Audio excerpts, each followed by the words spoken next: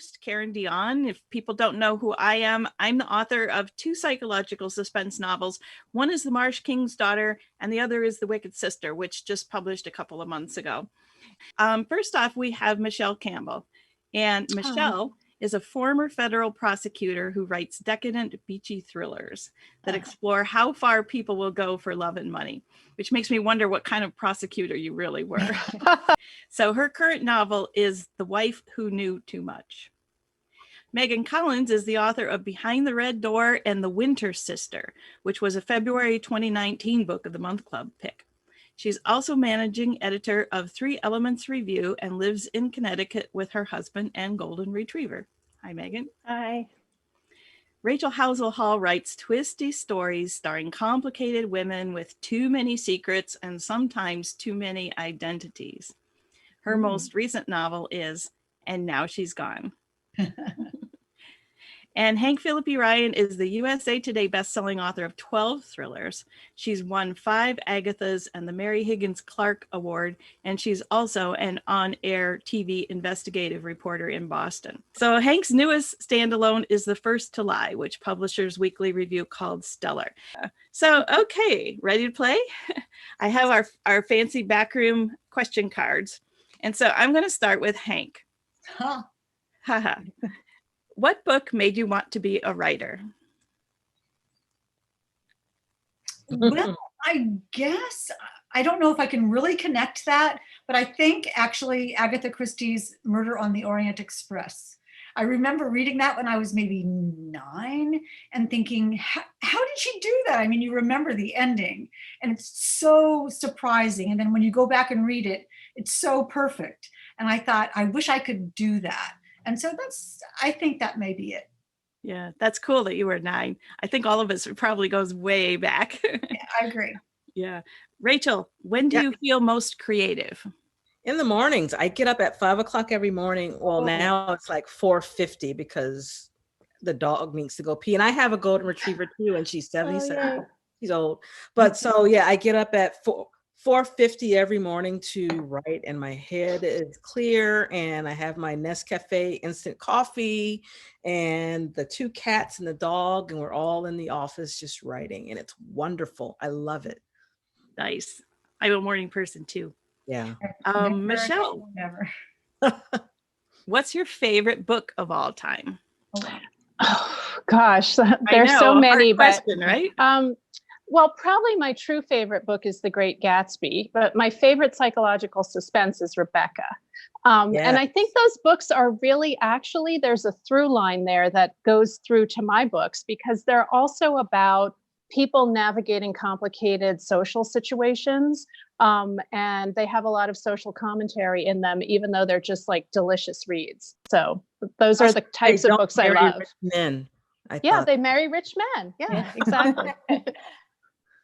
All right, Megan, it's your turn. What's the best thing about being a writer?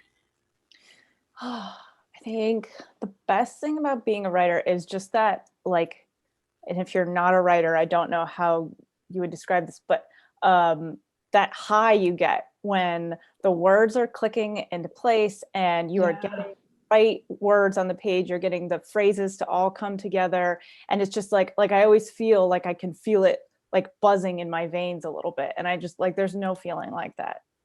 I agree. Yeah. Hank, I'm going to give you the opposite. What's the worst thing about being a writer? Convincing yourself, you know, every time I start to write a book, there's this moment when I think, I have no idea how to do this. I don't know what I did before or how I did it before, but that all went away. And now I have to write this and I'm completely clueless. And it's just such an interesting moment. And I've talked to so many other writers who have that. And I have to think to myself, sit down, type chapter 1, just write anything and something will happen. But getting over that hurdle, I mean, Stephen King says, the hardest part is just before you start, just before you start. And that I am totally the poster child for that. Interesting. Yeah. Rachel, do you have any hidden talents? I used to be in a handbell choir in church growing up, from junior high school all the way to the end of high school. I played middle C, and B. So, and in between all those are the like sharp, B sharp and B flat. Well, there's no B sharp. Yeah. But yes, I taught myself how to play piano. And then that's when my mom's like, oh, let's get this girl some lessons. And so I then took lessons. But yeah, and then I played violin in elementary school. So Nice. I'm more musical than what I let on. I have noticed that a lot of writers are also musical. And I think it has to do with, you know, we hear the rhythm of the sentences and the beauty of the words. And yeah, that would be an interesting poll to take sometime. Michele, what's one skill that you would love to master? Oh, that's tough. I'd like to be able to knit. My mother was an amazing knitter and she could make anything. But the only thing I've ever been able to knit is just a really basic scarf. And I just think it would be like one of those things that during the pandemic, I wish I could show like all the sweaters I made, but I started a scarf for my son like a year ago and it's like this long right now. So. All right. Megan, what's your guilty pleasure? We already know Rachel's. So I actually I have a thing about guilty pleasures, which is that I think if like something's bringing you joy, why should you be guilty about it unless it's hurting other people?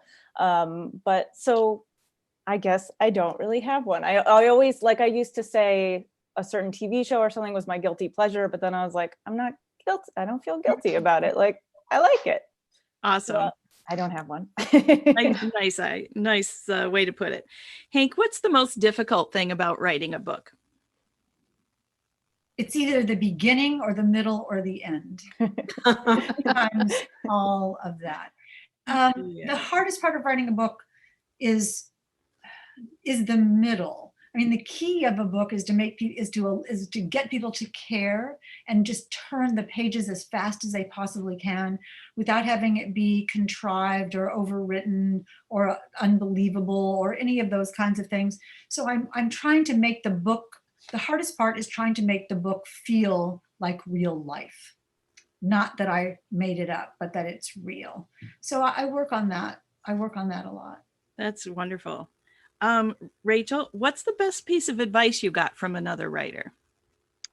Just keep writing.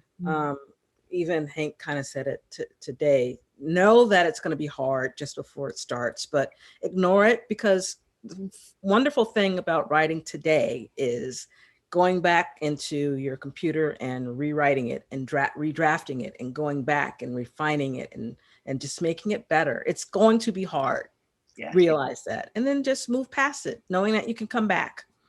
Nice. Yeah. Michele, what's the worst piece of advice you got from another writer? Well, I can't say I've ever really gotten any bad advice. I think that most writers actually share the same pieces of advice because people have pretty consistent experiences of this, which is that it's both joyous and really difficult. And that when it's going well, it's like, I remember reading Paul Simon saying that when he was composing music and it was really working, it felt like taking dictation. Yeah. And, you know, when it's really just like cooking, you just don't even exist. You're just the book, you know, and it's so amazing. And when it's hard, it's just like muck. And, you know, I feel like pretty much every writer I talk to has those same kind of experiences. And nobody's ever really given me bad advice because I think we really all share a lot. That's fantastic. Yes. Megan, what have you learned about yourself from being a writer? I think I've been able to kind of understand my own experiences better. That I'll go through something and it's not until I conceive of a whole book that I'm going to write that is sort of acting as this metaphor for the thing that I've learned or the thing that I've experienced. So I feel like I just, in a lot of ways, understand myself better through the writing process and through having these characters go through things that are way crazier than I did, but that have this core emotional truth to it. Oh, thank you. Thank you all. You've given such great answers. Just one last question for all of you.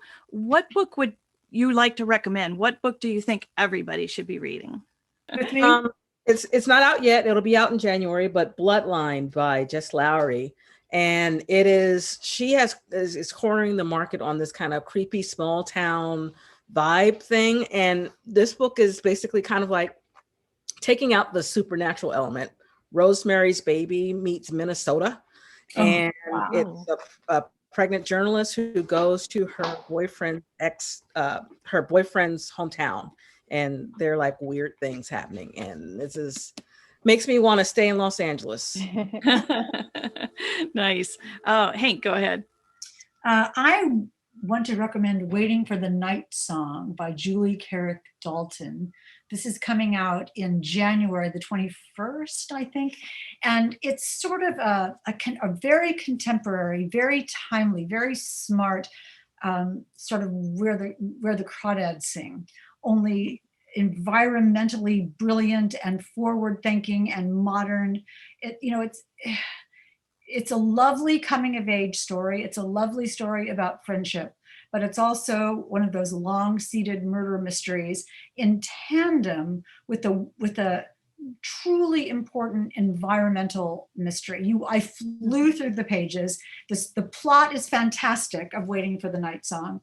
And it's one of those books that's underscored by what an important topic it is, what causes forest fires and why our country is on fire. But it's also a page-turning thriller. Michele? So I'm going to recommend Don't Look for Me by Wendy Walker. And speaking of books that you wish you'd written, I read this, and the first thing I did was email Wendy and say, like, I wish I'd written this book. And to me, that's the highest compliment, because it's really like, you're sort of saying, like, I couldn't do that. Wow, you did something amazing. And the reason that I think this book is just the perfect sort of dark fall thriller is that it has a huge emotional heft to it.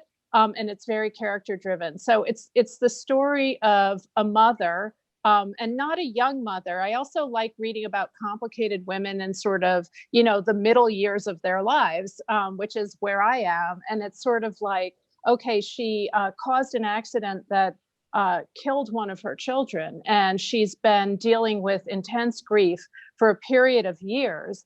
And on a dark, stormy night, she disappears. And, the police, their initial reaction is it's a suicide, or she just abandoned her family. But her oldest daughter doesn't believe it and goes searching for her mother. And it's about what happens in the course of that and what's really happened to the mother. And it's just like nail-biting suspense, gorgeously written, and just like very, emotionally true. So I highly recommend it. Yeah. Megan? Well, I haven't read the one that Hank mentioned, but I want to second the other two, Bloodlines and Don't Look for Me. Both of those I read in 24 hours each, because I just like had to zip through them. But mine that I'm recommending is Know My Name by Chanel Miller, which is, if you don't know her name, and it says it here, that she is the sexual assault survivor in the Stanford case, the Stanford swimmer, Brock Turner. And so this is her memoir about going through that experience. And so I knew when I read it that it was going to be really harrowing and really emotional, but she is such an exquisite writer. Like, just every sentence is so gorgeous. And I'm in awe that she was able to harness all that emotion and trauma and all of that, but still to just have this like shimmeringly beautiful prose. And it's just like, it's a life-changing book, I think. And I've been telling everybody that they should read it. Thank you all. Those sound like fantastic recommendations. Wasn't that fun? We hope that you enjoyed this taste of what a backroom event is like. The best part comes immediately after, when the audience is divided into breakout rooms and the authors visit each room in turn. We'd love to show you what a breakout session is like, because these relaxed face-to-face conversations are the hallmark of our backroom events. But breakout sessions are never recorded. What's said in the backroom stays in the backroom.